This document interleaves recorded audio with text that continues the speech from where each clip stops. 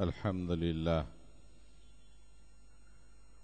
لله نحمده ونستعينه ونستغفر به ونتوكل عليه ونعوذ بالله من شرور أنفسنا ومن سيئات أعمالنا من يهدي الله فلا مضل له ومن يضلل فلا هادي له ونشهد أن لا إله إلا الله وحده لا شريك له ونشهد أن محمدا وداعيا إلى الله بإذنه وسراجا منيرا اللهم على محمد وعلى آل محمد وبارك وسلم. قابل کو عزیز نوجوان ساتھیو، زمین دو طرح کے پائے جاتے ہیں. حالات کے حساب سے ان کا تناسب بڑھتے گھٹتے رہتا ہے.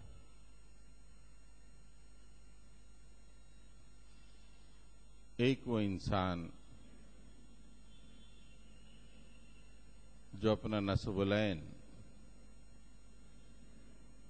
اپنا گول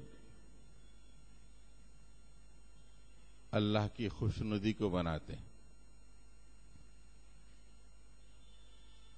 زندگی میں جو بھی کام ہو اللہ راضی ہو جائے، وہ خرید و فروخت ہو، وہ شادی ہو،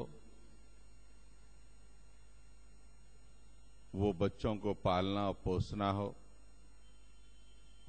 بچوں کا پڑھانا لکھانا ہو، مقصد اللہ کی خوشنودی، اللہ بس راضی ہو جائے ہم سے.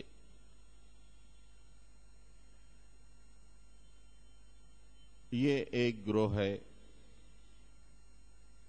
اور دوسرا گروہ اس کا نصب العین خواہشات نفس کی تکمیل.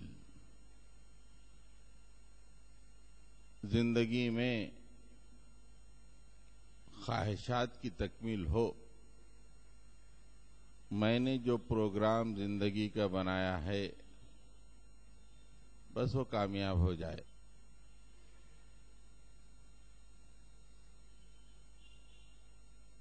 اب وہ نمازی ہو کہ روزہ دار ہو،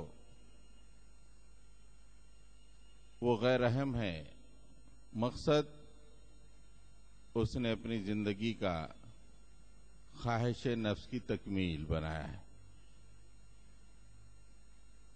اب یہ دو طرح کے انسان زمین پہ بستے رہتے ہیں.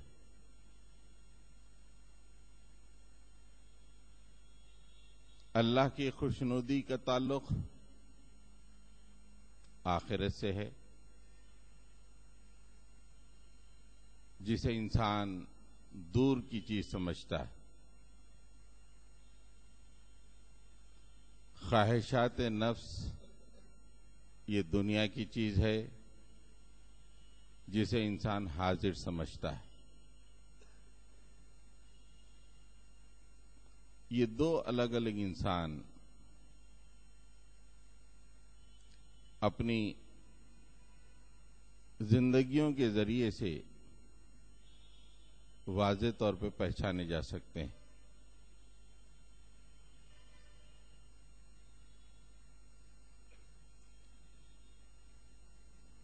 وہ مساجد میں ہوں،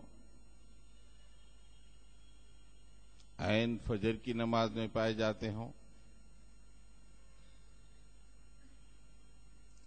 رمضان کے روزے پورے رکھتے ہوئے دکھائی دیتے ہوں،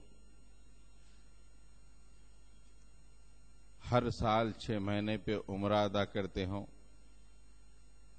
حج کو جاتے ہوں. یہ تمام نیک اعمال ضرور ہیں، لیکن زندگی کا مقصد کیا بنا رکھا ہے؟ خواہشات کی تکمیل ہے. یہ دنیا کا ایک خوشنما پروگرام اس کی تکمیل ہے. یہ اللہ کے پاس سرخرو ہونا ہے، اللہ کے پاس کامیاب ہونا ہے.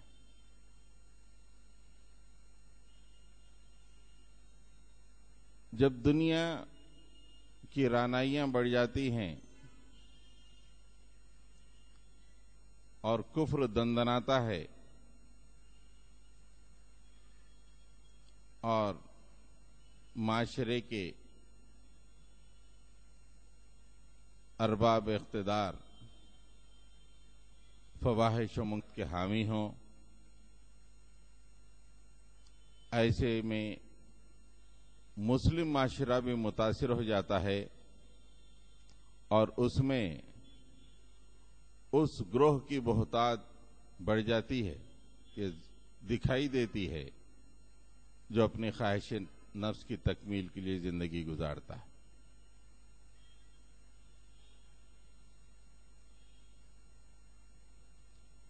اللہ کی خوشنودی، آخرت کا خیال، صبح شام موت کا تصور اور اس کی تیاری ایک افسانہ پارینہ دکھائی دیتا ہے۔ پوری قوم ایک دوڑ میں لگ جاتی ہے،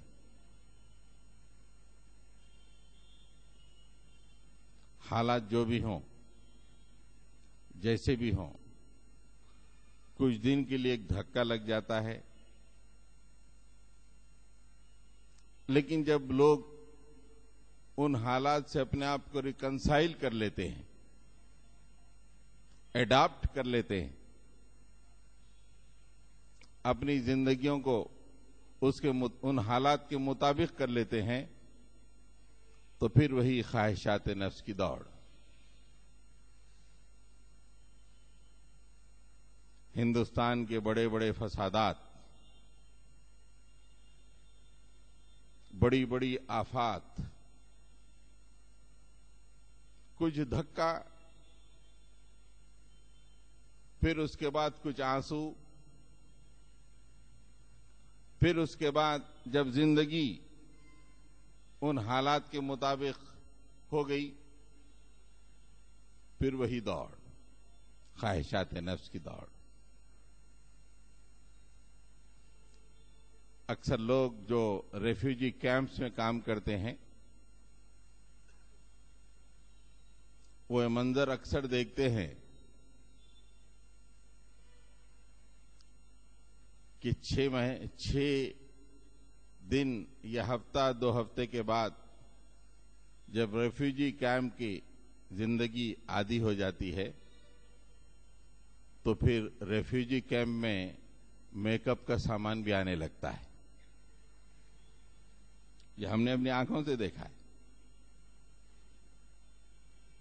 اس لیے کہ زندگی ریکنسائل ہو گئی، ایک دھکا لگا، اونچائی سے نیچے گرے، لیکن ٹھیک ہے، اب جب زندگی عادی ہو گئی ان حالات کی، اب دوڑ کرو۔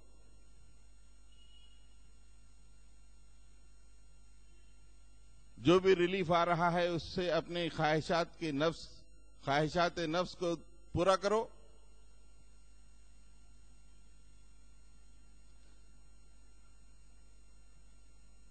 یہ دراصل یہ تصور ہے خواہشات نفس کی تکمیل کا، جس کو بدلنا ضروری ہے۔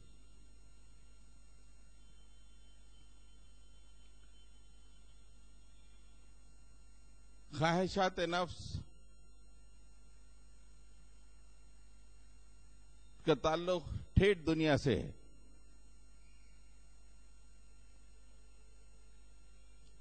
اور جب ان خواہشات نفس کے لیے آدمی اپنی زندگی کو لگا دیتا ہے تو سب سے پہلے وہ اپنے اخلاق کو چھوڑ دیتا ہے۔ جو بلند ترین اخلاق کا معیار اس کا ہونا چاہیے، وہ اخلاق کو دیوار پہ مار دیتا ہے۔ ہاں، اخلاق اسی حد تک استعمال ہوں گے جہاں دنیا کا تھوڑا سا فائدہ ہے۔ پوری زندگی اخلاق کا نمونہ ہونا چاہیے، اس کی ضرورت نہیں ہے۔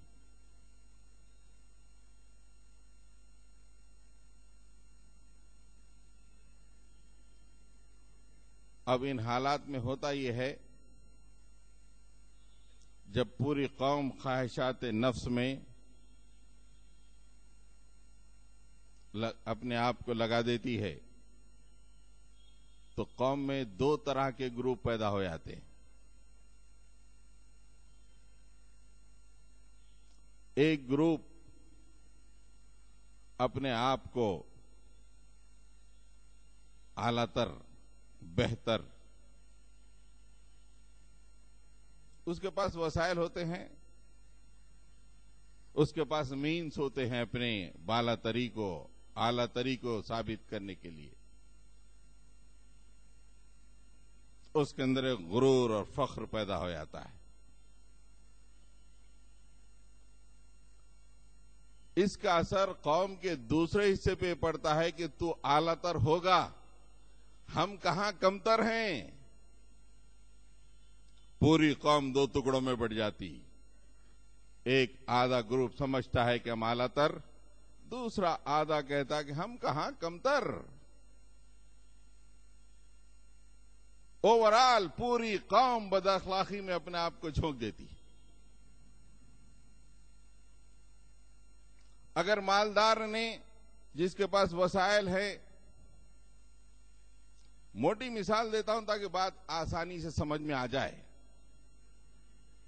اعلیٰ تر، ہم اعلیٰ تر، ہم کہاں کم تر. پوری قوم کا یہ حال.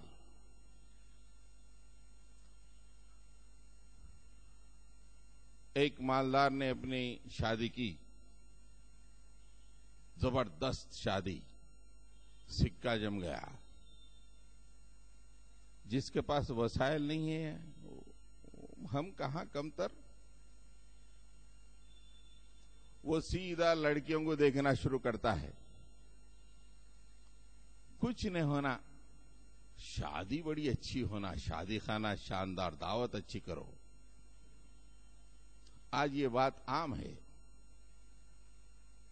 یعنی میں تیری بیٹی سے اسی وقت شادی کروں گا جب کہ تو لاکھوں روپے خرچ کر کے میرا سکہ جمائے.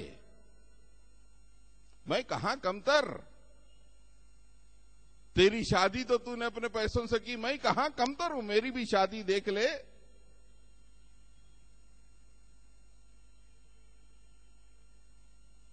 اس کے باوجود بھی مزید پیسوں کی ضرورت پڑی، قرض. کتنے ہی لوگ مخروض. آج جو مسلم معاشرے میں قرض لیا جا رہا ہے، ضرورتوں کے لیے نہیں، خواہشات نفس کی تکمیل کے لیے قرض لیا جا رہا ہے. میجورٹی آف قرض صرف شادیوں کے لیے، اپنا سکہ جمانے کے لیے.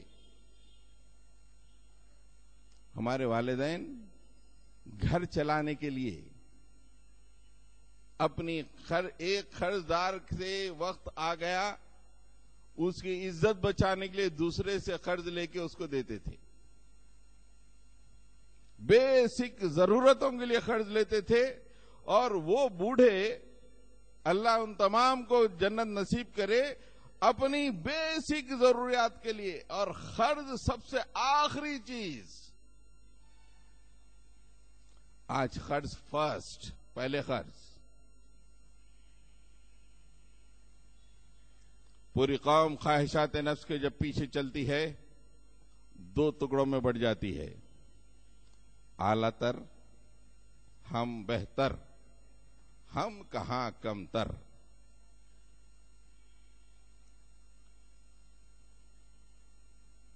اب جب یہ دنیاوی معاملات میں پھنس جاتی ہے تو پھر اس کے پاس آف کیریکٹر کی کوئی اہمیت نہیں ہوتی. اخلاق، بلند اخلاق کی کوئی اہمیت نہیں ہوتی.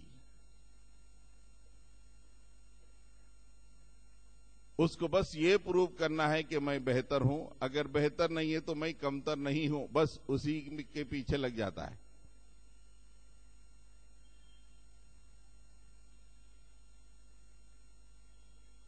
آج مسلم امت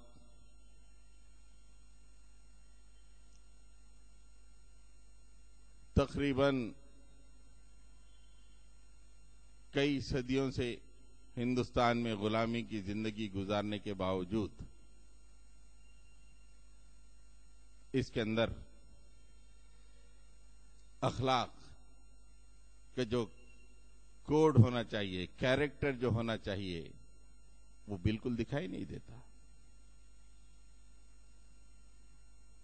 عام طور پہ اصولی مانا جاتا ہے کہ جب کوئی قوم مشکلوں سے گزرتی ہے تو اس کے اندر بہتری پیدا ہوتی ہے.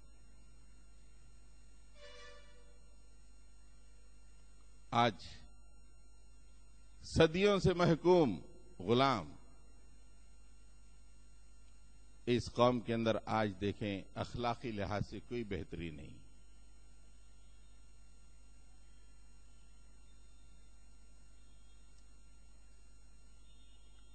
حضرات گرامی، عام طور پر اخلاق بہت بڑا ٹاپک ہے. ہم صرف اس میں سے دو چیزیں لیں گے آج، جو ہماری قوم کو قوموں کی دوڑ میں بہت پیچھے چھوڑ دی ہے. وہ خامیاں، اور نہ بڑے ان خامیوں کو دور کرنے کے لیے لگے ہوئے ہیں، نہ چھوٹے سمجھ رہے ہیں کہ وہ خامیاں ہیں.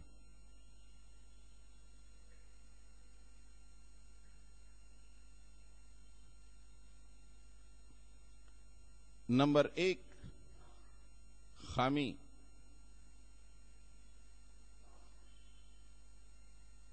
مسلمانوں کی طرز گفتگو، انداز گفتگو انتہائی تیسرے درجے کا اس وقت مانا جاتا ہے.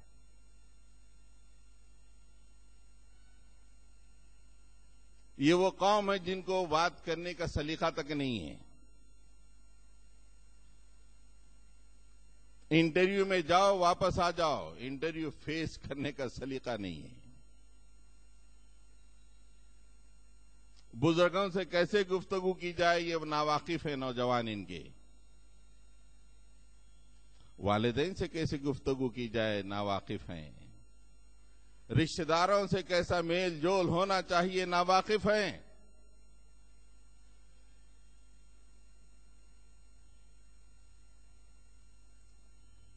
دوسرا، مجموعی طور پر قوم کے جو غصے کا لیول ہے بہت اونچا ہو چکا ہے. برداشت ختم ہو چکی ہے. بوڑھوں سے لے کے بچوں تک اپنے اردو میں محاورہ ہے ناک پہ غصہ. ہر آدمی غصہ بتانا، غصہ ظاہر کرنا بہت اچھی بات سمجھتا ہے.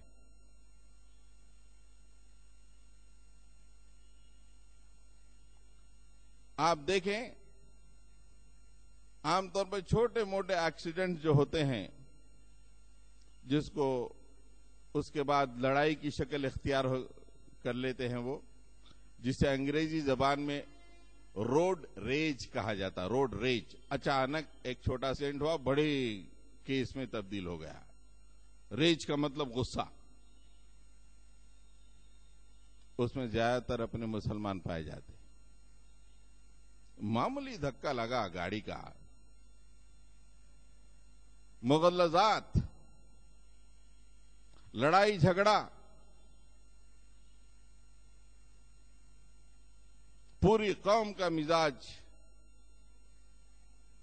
اور غصہ، اس کا لیول کافی اونچا ہو چکا ہے.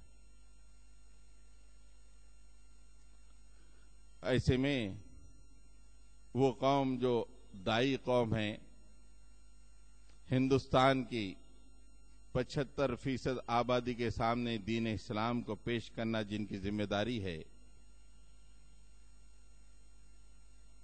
جن کو اخلاق کے ایک بلند ترین معیار پہ ہونا چاہیے، اخلاق کے پہلے دو اسباقی میں فیل. گفتگو صحیح نہیں، اور آپ کی برداشت اتنی کمزور ہے کہ فوری آپ کو غصہ آ رہا ہے، تو ایسے میں کیا آپ داعیانہ کردار ادا کریں گے؟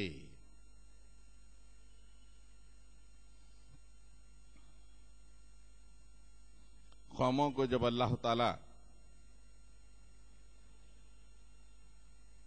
کسی نعمت سے سرفراز کرتے ہیں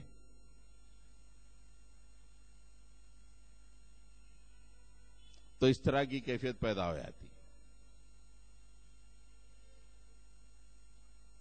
گفتگو صحیح نہیں اور غصہ یہ تو ظاہری چیزیں ہیں. اس کی اصل وجہ ایک اندرونی ہوتی ہے اور وہ اندرونی وجہ غرور، تکبر، میں بہتر. جب یہ ثابت کرنا ہوتا ہے تو پھر زبان استعمال کرتا ہے بد اخلاقی میں. فوری اسے غصہ آ جاتا ہے، یہ ثابت کرنا ہے کہ میں بہتر ہوں تجھ سے. جس کے سینے میں غرور ہوتا ہے اس کی برداشت بہت کمزور ہوتی ہے،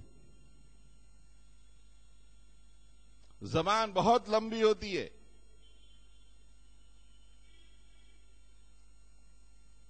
اور قوموں کو جب اللہ تعالیٰ کوئی نعمت دیتے ہیں اپنی طرف سے تو اس طرح کے غرور میں وہ ملوث ہو جاتے ہیں.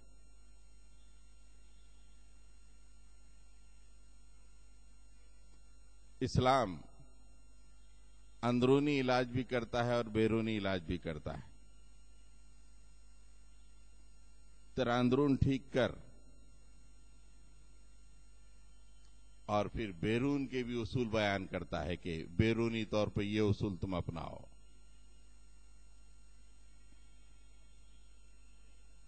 اللہ کے نبی صلی اللہ علیہ وسلم جب مکے میں مبعوث ہوئے، مکے کی پوری بستی غرور و تکبر میں ڈوبی ہوئی تھی. ہونا بھی چاہیے. پورے عرب کے اشراف، قبیلہ قریش، جس قبیلے سے بھی قریش کا قافلہ گزرتا پورا قبیلہ جھک جاتا. یہ اللہ کے گھر کے متولی ہیں، کسی کو خاطر میں نہیں لاتے تھے قریش.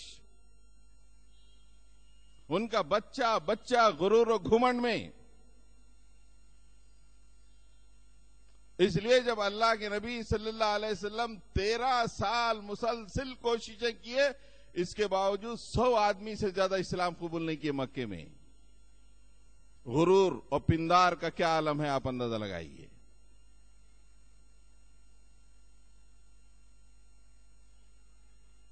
اللہ تعالیٰ نے ان کے غرور کا بڑا اچھا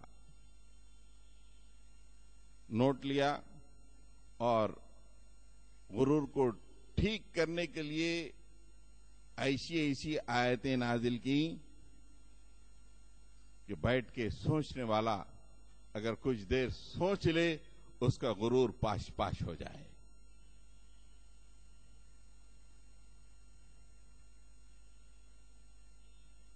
اندرونی طور پہ اللہ تعالی علاج فرما رہے غرور کا، اور آج ہماری قوم کے اعلیٰ تر اور کہاں کم تر لوگوں کے لیے بھی یہی علاج ہے. آفاقی علاج قرآن دیتا ہے. آج تو نے کچھ کما لیا، کچھ پیٹرو ڈالر بنائے اور کچھ پراپرٹی زمینہ بنائی اور وہی تکبر اپنے اگلی نسل کو دے دیا. کیا ایج ہے تمہاری؟ 50-60. ذرا 50-60 سال پیچھے جاؤ، تم کیا تھے؟ الم یک نطفۃ من منی یمنا ثم کان علقۃ فخلق فسوی.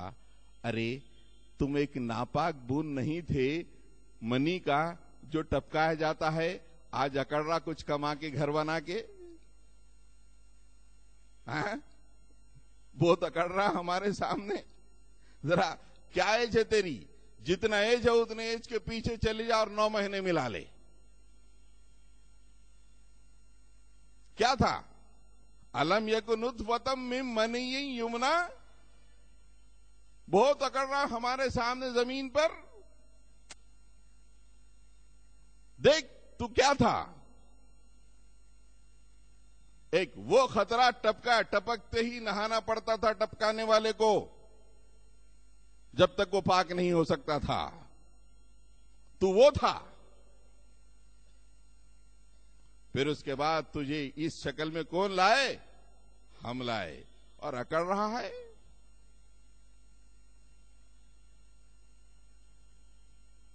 ہر آدمی کے سامنے آئے نا, گو بیک.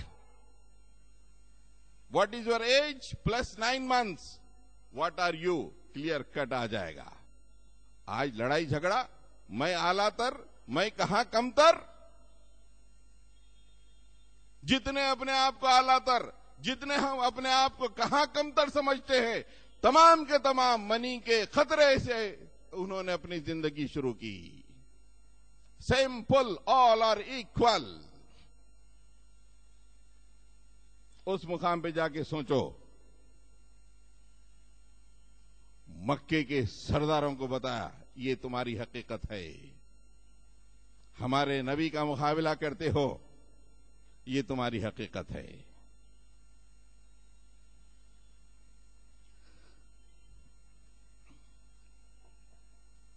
هل اتى على الانسان حين من الدهر لم يكن شيئا مذكورا.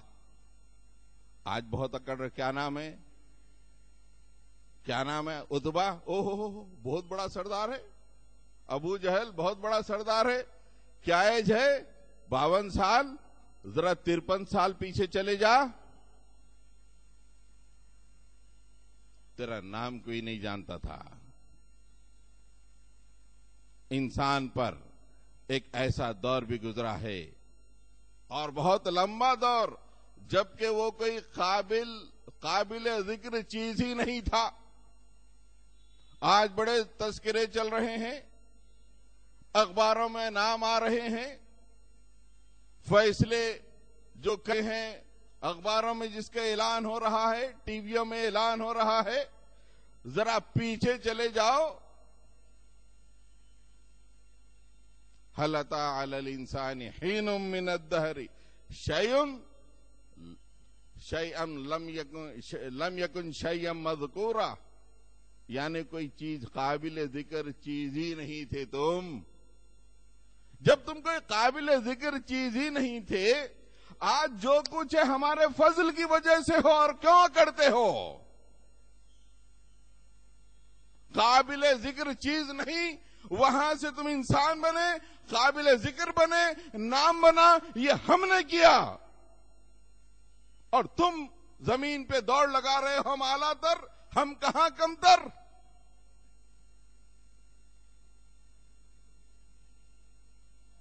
اندرونی طور پہ بیٹھ کے سوچو,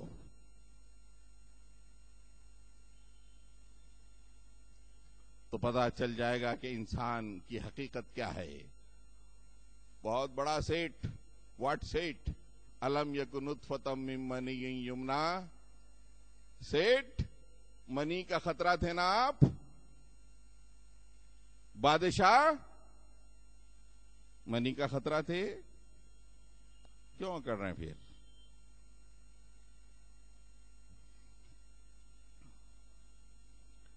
ایک مقام پہ تو پورے سٹیجز بتا دیے اللہ تعالیٰ اکڑنے والوں کو.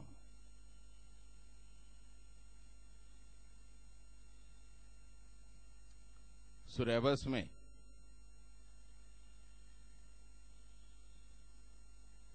کیسے اس کی تخلیق ہوئی. خلقہ من نطفہ. من نطفہ, اس کو نطفے سے پیدا کیا. پھر اس کے بعد ثم السبیل یسرا, زندگی آسان بنا دی. ڈاکٹر بننے کے لیے راستہ آسان کر دیا تو ڈاکٹر بن گیا. انجینئر بننے کے لیے راستہ آسان کر دیا تو انجینئر بن گیا. چارٹرڈ اکاؤنٹنٹ کے لیے راستہ آسان بنا دیا تو چارٹرڈ اکاؤنٹنٹ بن گیا. لکھپتی بننے کے لیے راستہ آسان بنا دیا, لکھپتی بن گیا. تو آج جو کچھ بھی ہے ہمارے راستہ آسان بنانے کی وجہ سے ہے. ثم السبیل یسرا. اس کے بعد کیا ہوگا؟ ثم اماتہ فاقبرہ، ارے مر جائے گا رے تو، ثم اماتہ، مر جائے گا۔ ڈاکٹر، انجینئر، سی اے، بادشاہ، minister, all are going to die۔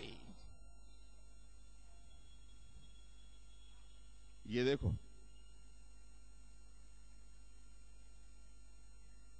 فاقبرہ، پھر قبر میں جائے گا، وہاں چھوڑ دیں گے۔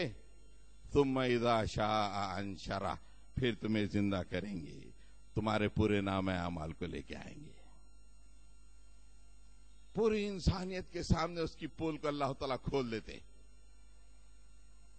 آج جو کچھ بھی تم ہو وہ ہماری وجہ سے ہو، اس لیے کہ یہ پوزیشن حاصل کرنے کے لیے ہم نے تمہارے راستوں کو ہموار کیا، اس لیے تم ہو۔ بڑی بلڈنگ بنا دی، ہم اگر راستہ آسان نہ کرتے تو نہیں بنا سکتے۔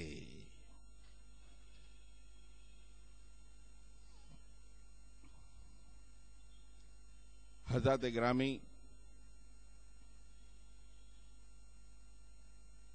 دینداروں کے اندر بھی میں بہتر، اس لیے کہ یہ دینداری جو ہوتی ہے یہ اسی ماحول کی ہے، خواہشات نفس کی تکمیل کے ماحول میں دینداری ہے۔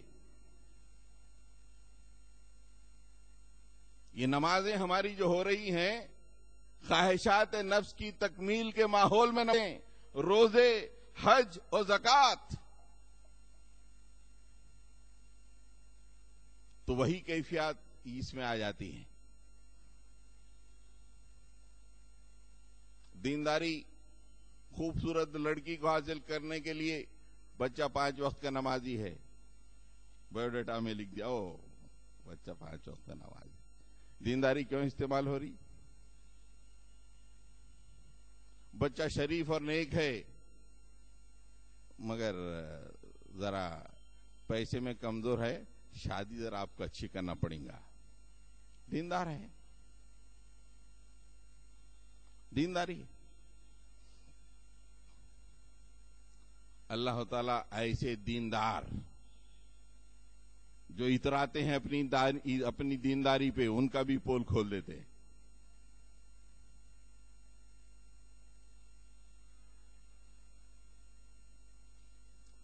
هو اعلم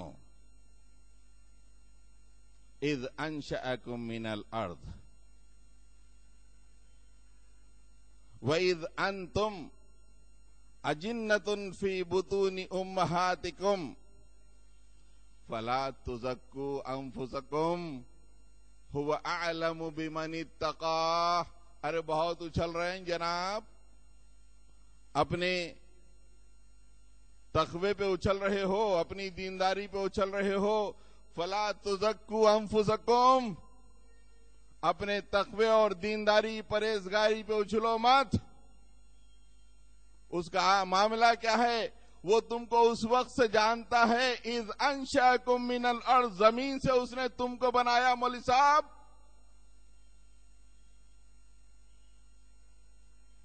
فضیلت الشیخ اس وقت بھی وہ جانتا ہے جب اس نے تم کو مٹی سے بنایا۔ اذ انشأکم من الارض،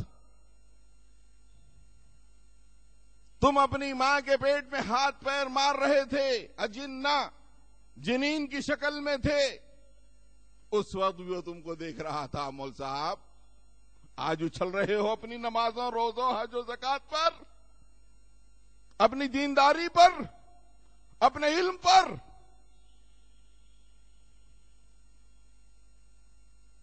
وَلَا تُزَكُّوا فَلَا تُزَكُّوا أَنفُسَكُمْ، اپنی پرہیزگاری کا ڈھول مت پیٹو ہمارے سامنے۔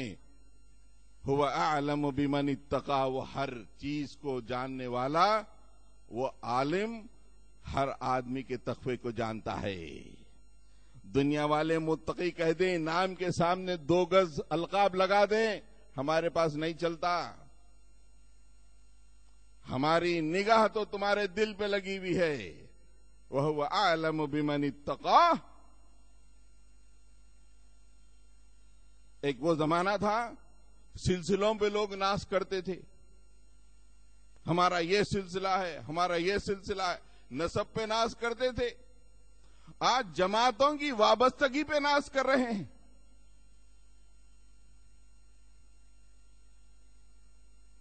کچھ دن جماعت میں لگا دیا، دودھ کا دھلا۔ کسی جماعت کی ممبرشپ، دودھ کا دھل گیا۔ نہیں، یہ نہیں چلے گا۔ آپ کا اندرون درست کرو، اس لیے کہ هو اعلم بمن اتقى، وہ جانتا ہے تمہیں متقی کون ہے۔ دو چار اچھے کام کر دیے، ایک دو اچھی تقریریں کر لی اور پہن لیے لبادہ، میں متقی، میں پرہیزگار، ایک اورا اپنے ساتھ لے کے چلے۔ انگریزی کا اورا AURA، ایک اورا، ایک کیفیت، گزرتے ہی سر جھک جا رہے۔ کیا ہے یہ؟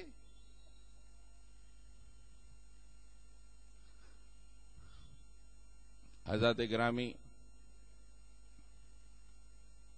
اللہ تعالیٰ فرماتے ہیں فلا تمشی ولا تمشی فی الارض مرحا انک لن تخرق الارض ولن تبلغ الجبال طولا، زمین پہ اکڑ کر نہ چلو۔ تمہارا اسٹیچر کتنا ہے؟ اسٹیچر کتنا تمہارا؟ یہ اکڑنے کی وجہ سے نہ یہ پہاڑوں کی بلندی کو چھو سکتے ہو اور نہ زمین کی گہرائی تک پہنچ سکتے ہو۔ کئی کو اکڑ رہے ہیں، تھوڑے کوڑیاں آ گئے، دو گاڑیاں خرید لیے، ایک گھر اچھا بنا لیے، بچوں کو پڑھنے باہر بھیج دیے، اس لیے اکڑ رہے ہیں۔ کیوں؟ تصوب یہ نوبت پہاڑ کو ذرا ناپو، اپنے اس سے خد سے پہنچ سکتے؟ یہ پانی سوکھ گیا نا ہمایوں نگر میں، ذرا اندر جا کے لا لو ایک بکیٹ، زمین کی گہرائی کو پہنچو، ایک بکیٹ لا لو پانی جا کر، بہت اکڑ رہے نا۔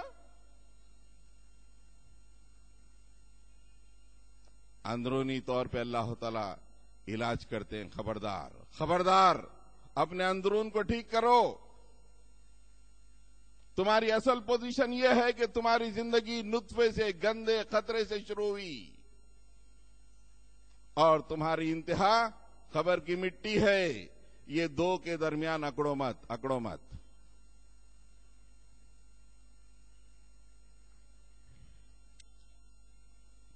اب یہ اکڑ کی وجہ سے گفتگو میں تبدیلی ہو جاتی اور آدمی جھٹ خفا ہو جاتا، نازک مزاج ہو جاتا، بہت نازک مزاج ہو جاتا۔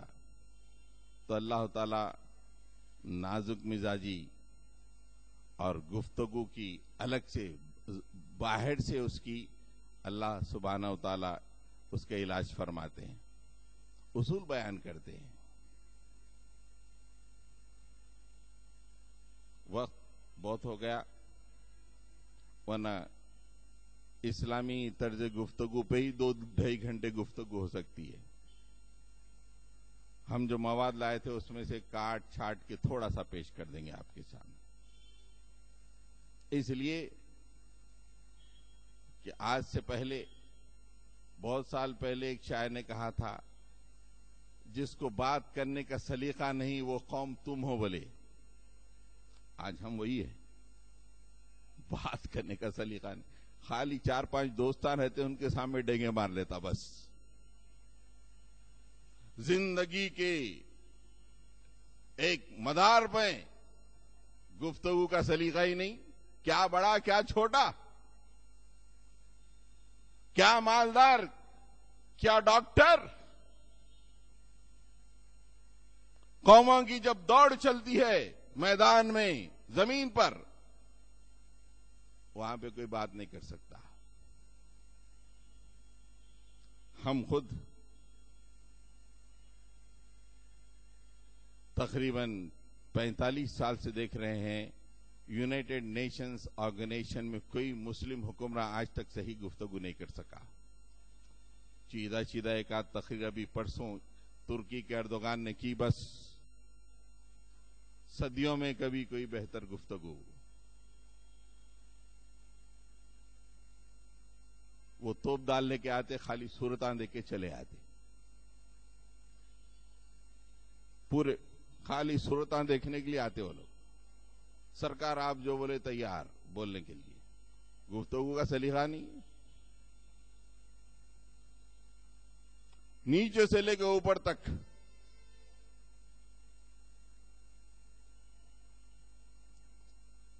اللہ تعالیٰ نے فرمایا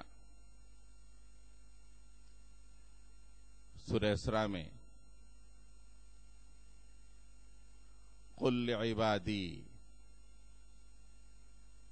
یقول التی ہی احسن، یقول التی ہی احسن. قل لعبادی، اے نبی میرے بندوں سے کہہ دو بات کرنا بہت امپارٹنٹ ہے. صرف یہ بات کے لیے آیت نازل ہوئی ہے. قل، اے نبی، لعبادی میرے بندوں سے کہہ دو، یقول التی ہی احسن، بات کرو تو احسن اور بہتر بات ہو، گفتگو بہتر ہونی چاہیے. ہاں، تمہارا دشمن ایک شیطان ہے، وہ تمہیں صحیح گفتگو کرنے نہیں دیتا. ان الشیطان ینزغ بینہم، وہ ابھارتا رہتا ہے. تو اعلیٰ تر ڈانٹ دے، اس کی عزت نکال دے. جب تک تو اس کی عزت نے نکالا تو اعلیٰ تر کیسے ہوگا؟ ڈانٹ دے.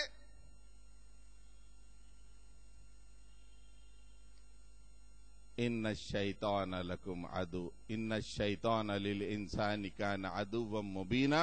اللہ تعالیٰ فرما رہے ہیں کہ شیطان انسان کے لیے کھلا دشمن ہے، کھلا دشمن. وہ کوشش اس بات کی کرتا ہے کہ آدمی صحیح گفتگو نہ کرے، صحیح گفتگو نہیں ہونا، وہ لگا ہوا ہے.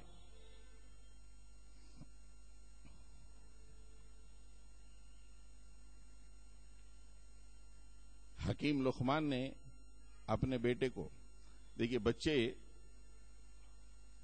3 سال کی عمر سے 10 سال کی عمر میں باپ کو دیکھتے رہتے، باپ جو کرا وہی صحیح. مائی فادر از ہیرو وہ پیریڈ میں رہتا 3 سے 7 سال. کوئی بھی رہنے دو، ایک آٹو والے کا بچہ بھی 3 سے 10 سال میں مائی فادر از ہیرو بولتا ہوں. یہ نیچر ہے. اور وہ بڑا ہونے کے بعد اس کی شادی کر دو، وہی بولتا مائی فادر از زیرو. شادی ہو کے بیوی کے گود میں بیٹھتے ہی سب سے پہلے وہاں بیٹھ کے کیا بولتا؟ My father is zero including my mother big zero. یہ 3 سے 10 سال کے اندر باپ سگریٹ پیا، سگریٹ پینا ہے مجھے بھی. باپ جھوٹ بولا، جھوٹ بولنا ہے مجھے بھی. باپ غصہ کرا، مجھے بھی غصہ کرنا ہے. باپ نے ڈانٹا، مجھے بھی ڈانٹنا ہے. لاشعوری طور پہ بیٹھ جاتا اس کی، بیکاز ہی از ہیرو. باپ ہیرو ہوتا ہے. اور ہمارے لوگ جانتے نہیں، بچے کو گود میں لے کے پھونکتے رہتے، گالیاں ایسے موٹے موٹے بکتے رہتے. ادھر گالی دیتے، ادھر ایک پیار لیتے. آج پوری نسل ایسی اٹھی ہے پوری.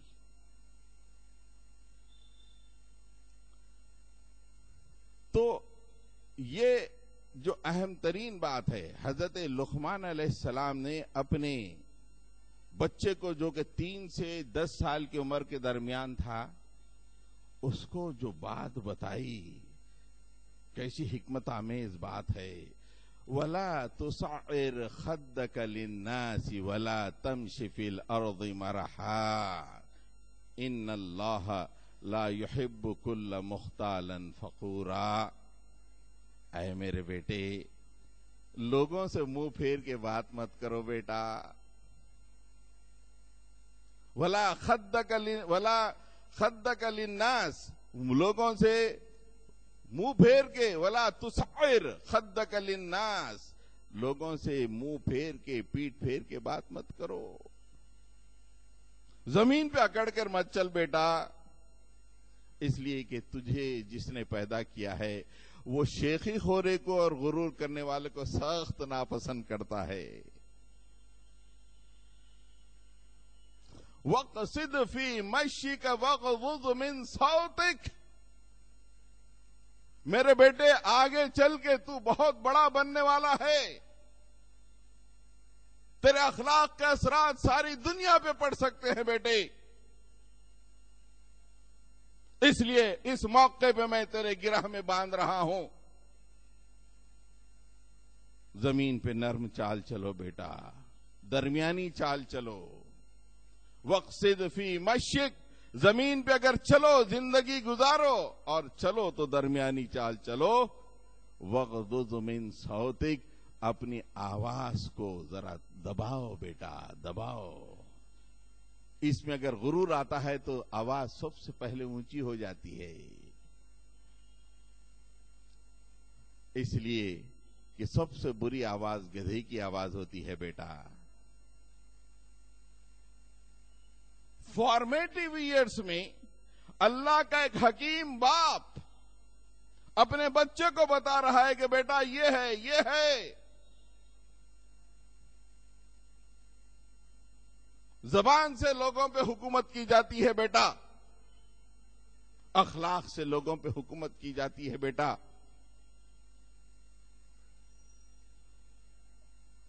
یہ تصور حضرت لقمان نے دیا. حضرات گرامی،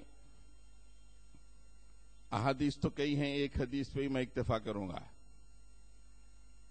اللہ کے نبی صلی اللہ علیہ وسلم ایک دفعہ جنت کی وسعتوں اور وہاں کی رعنائیوں کا تذکرہ کر رہے تھے.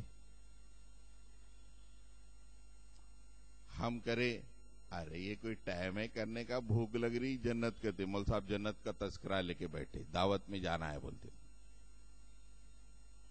صحابہ کا معاملہ ایسا نہیں، دل لٹ لٹ مارتا تھا. جنت، یہ جنت کیسے جانا؟ ایک بدوی صاحبی تھے. اللہ کے نبی، آپ نے جنت کا تذکرہ تو کیا ہے، اسے حاصل کیسے کیا جائے؟ اللہ کے نبی، کیا ویلڈ کوشچن، ویری ویلڈ. آپ نے اتنی خوبصورت جنت کا تذکرہ کیا، اتنی وسعتوں والی جنتوں کا تذکرہ کیا، وہ راستہ بھی تو بتائیے اللہ کے نبی، اسے کیسے حاصل کیا جائے؟ اللہ کے نبی نے 4 باتیں بیان کی. نوٹ کر لیجئے، اپنی زندگی میں پیدا کر لیجئے. اللہ کے نبی نے فرمایا، لوگوں سے اخلاق کے ساتھ پیش آؤ، ان سے اچھی گفتگو کرو. نمبر 1. نمبر 2، مسکینوں کو ڈھونڈ کر کھانا کھلاؤ، غریبوں کو اور مسکینوں کو. نمبر 3، روزوں کی کثرت تمہاری زندگی میں ہونی چاہیے، زیادہ روزے رکھو. نمبر 4، جب دنیا سو رہی ہوتی ہے اٹھ کر اللہ کے لیے نماز پڑھو. یہ 4 چیزیں تمہارے پاس ہیں، یہ جنتیں تمہارے لیے ہیں.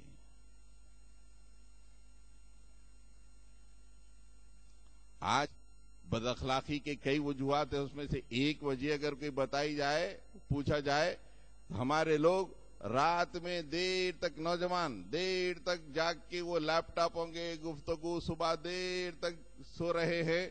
بد اخلاق. رات میں صحیح وقت پہ سو کے صحیح وقت پہ اٹھنا اخلاق کے لیے بہت ضروری ہے.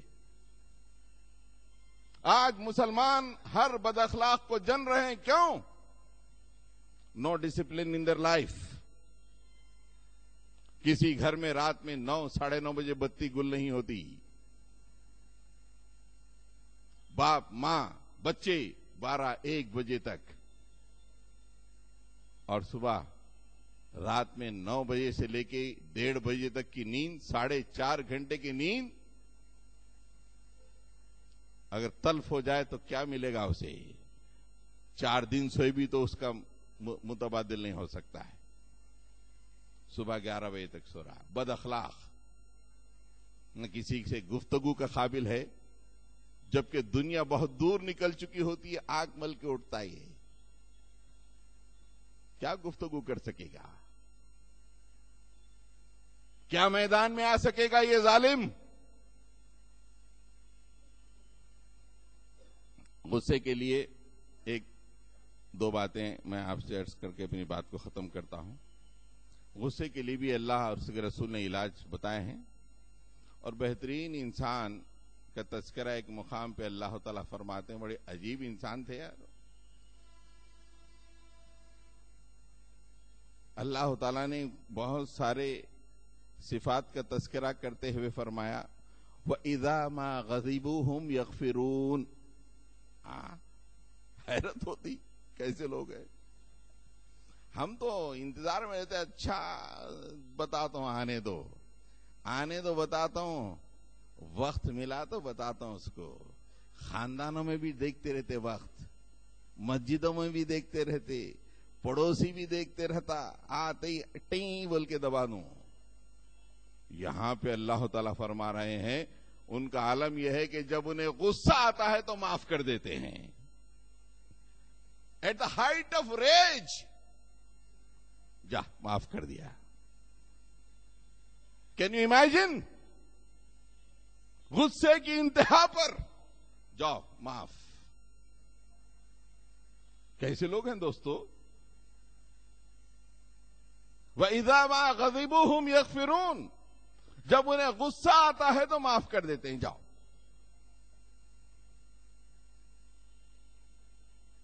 اللہ کے نبی صلی اللہ علیہ وسلم نے فرمایا 3 طرح کے لوگ ہوتے ہیں۔ ایک وہ جس کو غصہ دیر سے آتا ہے اور جلدی رخصت ہو جاتا ہے۔ دوسرا وہ غصہ دیر سے آتا ہے اور دیر تک رخصت ہوتا ہے۔ اور تیسرا وہ جسے غصہ جلدی آتا ہے اور دیر تک رہتا ہے۔ اللہ کے نبی صلی اللہ علیہ وسلم فرمایا کہ بدترین انسان وہ ہے جسے غصہ جلدی آیا اور دیر تک رہے، اور بہترین انسان وہ ہے جسے غصہ دیر سے آئے اور جلدی رخصت ہو جائے۔ ہم کہاں ہیں؟ اللہ کے نبی کی نگاہوں میں ہم بدترین ہیں یا بہترین؟ ہم تو اعلیٰ تر کہاں کمتر کی دوڑ میں لگے ہوئے ہیں۔ ہماری دوڑ یہ نہیں کہ اللہ کے نبی کی نگاہ میں کون اعلیٰ تر کون کمتر۔ اللہ کے نبی کی نگاہ میں اعلیٰ تر وہ جسے غصہ دیر سے آتا ہے، بہت انسٹیگیشن کے بعد آتا ہے اور فوری ختم ہو جاتا ہے، اور جسے معمولی انسٹیگیشن کی بھی ضرورت نہیں، ناک پہ ہی غصہ اور بہت دیر تک رہتا ہے۔ اللہ کے نبی صلی اللہ علیہ وسلم نے غصہ ختم کرنے کے 3 طریقے بیان کیے ہیں۔ ایک طریقہ تو روڈوں پہ جو غصہ ہے اس کے لیے، اس لیے کہ باقی کے 2 طریقے روڈ پہ ممکن نہیں ہے۔ زندگی کے دوسری کیفیات میں دو چیزیں ممکن ہو سکتی ہیں۔ اللہ کے نبی صلی اللہ علیہ وسلم نے فرمایا جب غصہ آ جائے، اس لیے کہ غصے کے پیچھے شیطان ہوتا ہے، اس لیے اعوذ باللہ من الشیطان الرجیم پڑھ لو، غصہ دور ہو جائے گا۔ قرآن مجید تائید کرتا ہے اما ینزغنک من الشیطان نزغ فاستعذ باللہ۔ جب شیطان تمہیں اکسا، ارے مار مار مار، کچھ بھی نہیں، مار کے بھاگ، جب اسکاتے رہتا ہے فاستعذ باللہ فَرِعَوْذُ بِاللَّهِ مِنَ الشَّيْطَانِ الرَّجِيمِ پڑھ لو۔ یہ کیا فون پہ عورتوں کو ایسا دوستوں کو بلا کے سب مل کے ایک کو مار رہے ہیں؟ ایسا نہیں، فوری غصہ آ جائے آپ کی گاڑی کو کوئی پیچھے سے مار دے، ریج بڑھ جائے، غصہ آ جائے، فاستعذ باللہ، اللہ تعالیٰ بہتر گاڑی تم کو اور دے گا، نیور مائنڈ، جانے دو، فوری فاستعذ باللہ۔ آپ دائی ہیں، مسلمان ہیں، لوگوں کو معلوم ہونا مسلمان با اخلاق ہے بھئی، بڑا نقصان بھی برداشت کر لیتا ہے۔ دوسری حالت میں یہ اللہ کے نبی نے فرمایا کہ اگر کھڑے ہونے کی حالت میں غصہ آ جائے تو بیٹھ جاؤ، اگر بیٹھے ہوئے ہے تو لیٹ جاؤ۔ اپنا پوزیشن بدلنے سے غصہ کم ہو جاتا ہے، اللہ کے نبی نے فرمایا۔ اور ایک آخری طریقہ بتایا کہ اگر تمہیں غصہ آ جائے تو فوری وضو کر لو تازہ، تاکہ وضو کے بعد شیطان بھاگ جاتا ہے اور آپ کا چہرہ، ہاتھ وغیرہ ٹھنڈے پا کے سب کچھ ٹھیک ٹھاک ہو جاتا ہے، غصہ نارمل ہو جاتا ہے۔ نوجوانوں، جتنے لوگ 40 کے ابو ڈاکٹروں کے چکر لگا رہے ہیں، ٹیک اٹ فرام می، غصے کو کنٹرول نہیں کر رہے اس لیے جا رہے ہیں۔ جس کو دیکھو بی پی ہے، جس کو دیکھو شوگر ہے، معاف کرنا کئی لوگوں کا ایسا نہیں ہوگا، لیکن کنٹرول نہیں کرے وہ لوگ۔ غصے کو کنٹرول کرنے کے جو اسلامی طریقے ہیں اللہ اور اس کے رسول نے بیان کیے وہ نہیں کیے۔ ایک ایج تک باڈی نے کنٹرول کیا، اس کے بعد باڈی نے کہا کہ اب میں کنٹرول نہیں کر سکتی، گو ٹو دا ڈاکٹر۔ اب ڈاکٹر کے پاس چلے۔ یہ دنیاوی ایک رخ ہے۔ قیامت میں پہنچیں گے تو غصے والے کو، غصہ چونکہ آگ ہے، تیرے لیے آگ ہے، تو جنت کی ٹھنڈک کہاں پائے گا رے؟ تو زندگی بھر آگ لوگوں پہ برساتے ہوئے زندگی گزارا، اب جنت میں کہاں؟ یہاں پہ آگ میں جلو۔ تو حضرات گرامی، اس وقت ملت اسلامیہ کے افراد کو اپنے اخلاق کے ذریعے سے دین اسلام کو لوگوں کے سامنے پیش کرنے کی ضرورت ہے۔ اخلاق میں دو چیزیں بڑی امپورٹنٹ ہوتی ہیں، ایک گفتگو اور دوسرا صبر، غصے کے لیول کو کم کرنا۔ یہ دو میں اگر ہم کامیاب ہو جائیں تو انشاءاللہ ہماری قوم بہت آگے بڑھے گی اور ہمارے نوجوان بے انتہا آگے بڑھیں گے۔ وآخر دعوانا الحمدللہ۔